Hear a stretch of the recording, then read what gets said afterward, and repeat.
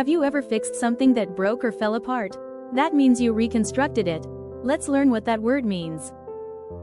Reconstruct. Can you say it with me? Reconstruct. Let's spell it together. Ready? R-E-C-O-N-S-T-R-U-C-T.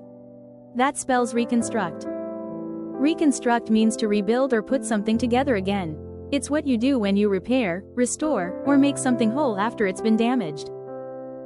Here are some words that mean the same as reconstruct. Say them with me. Rebuild, like fixing a block tower that fell down. Restore, like making something look brand new again.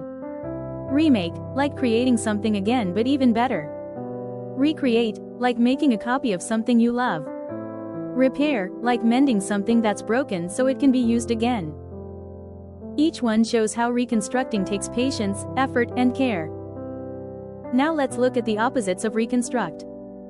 Destroy, like taking something apart on purpose. Break, like snapping or damaging something that worked before. Dismantle, like taking all the pieces apart. Ruin, like causing something to lose its shape or purpose.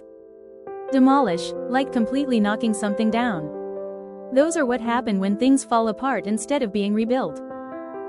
Here's a great example. Sofia reconstructed her project after it fell apart and made it even stronger than before. Let's review. Reconstruct means to rebuild or put something together again. Synonyms include rebuild, restore, remake, recreate, repair.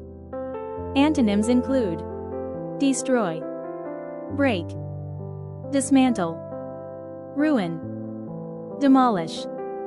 Reconstruction proves you don't give up. Building again makes you even stronger.